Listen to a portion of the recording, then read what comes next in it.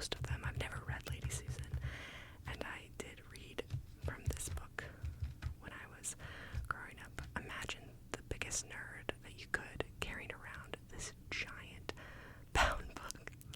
I do own most of them as individually bound books, but ironically, the most famous, Pride and Prejudice, I do not own as its own edition. So I decided I would read from good old faithful here and just read you the first chapter, and hopefully you find it relaxing and soothing and tingly, tingly, tingly, tingly, tingly. So, the first book in this volume is Sense and Sensibility. So we have to turn until we reach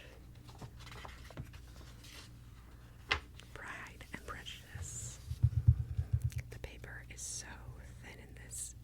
It's not quite as onion thin or slick as if you're familiar with Bible pages, but it is certainly very thin to fit in all 7 books into this volume. So, Volume 1, Chapter 1. It is a truth universally acknowledged that a single man in possession of a good fortune must be in want of a wife. However little known the feelings or views of such a man may be on his first entering a neighborhood, this truth is so well fixed in the minds of the surrounding families that he is considered as the rightful property of someone or another of their daughters. "My dear Mr. Bennet," said his lady to him one day, "have you heard that Netherfield Park is let at last?" Mr. Bennet replied that he had not. "But it is," returned she, "for Mrs. Long has just been here and told me all about it." Mr. Bennet made no answer. Do not you want to know who has taken it?" cried his wife impatiently. "You want to tell me, and I have no objection to hearing it." This was invitation enough. "Why, my dear, you must know Mrs. Long says that Netherfield is taken by a young man of large fortune from the north of England, that he came down on Monday in a chaise and four to see the place, and was so much delighted with it that he agreed with Mr. Morris immediately that he is to take possession before Michaelmas, and some of his servants are to be in this house by the end of next week. What is his name? Bingley. Is he married or single? Oh, single, my dear. To be sure, a single man of large fortune, 4,000 or 5,000 a year. What a fine thing for our girls. How so? How can it affect them? My dear Mr. Bennet, replied his wife, how can you be so tiresome? You must know that I am thinking of his marrying one of them. Is that his design in settling here? Design? Nonsense. How can you talk so? But it is very likely that he may fall in love with one of them, and therefore you must visit him as soon as he comes. I see no occasion for that. You and the girls may go, or you may send them by themselves, which perhaps will be still better, for as you are as handsome as any of them, Mr. Bingley might like you the best of the party. Yeah, he's really hitting on his wife. My dear, you flatter me. I certainly have not had my share of beauty, but I do not pretend to be anything extraordinary now. When a woman has 5 grown-up daughters, she ought to give over thinking of her own beauty. In such cases, a woman has not often much beauty to think of.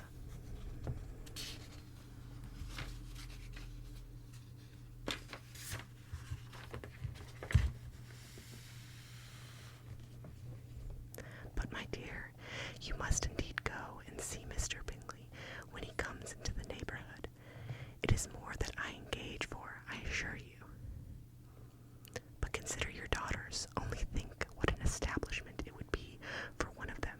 Sir William and Lady Lucas are determined to go merely on that account, for in general you know they visit no newcomers. Indeed, you must go, for it will be impossible for us to visit him if you do not. You are over scrupulous, surely. I dare say Mr. Bingley will be very glad to see you, and I will send a few lines by you to assure him of my hearty consent to his marrying whichever he chooses of the girls, though I must throw in a good word for my little Lizzie. I desire you will do no such thing. Lizzie is not a bit better than the others, and I am sure she is not half as handsome as Jane, nor half so good as humoured as Lydia, but you are always giving her the preference. They have none of them much to recommend them, replied he. They are all silly and ignorant like other girls, but Lizzie has something more of a quickness than her sisters. Mr. Bennet, how can you abuse your own children in such a way?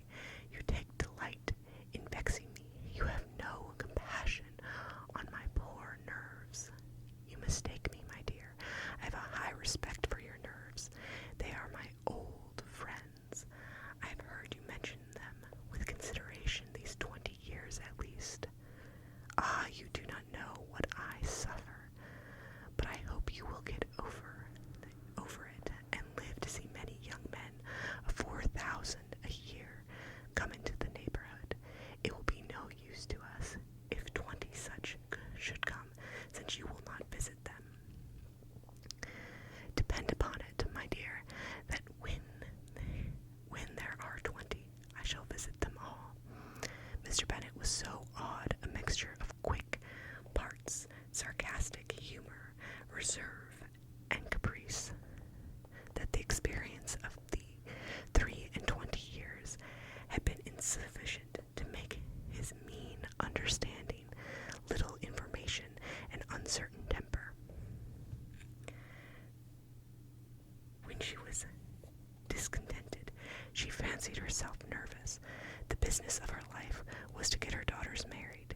Its solace was visiting and news.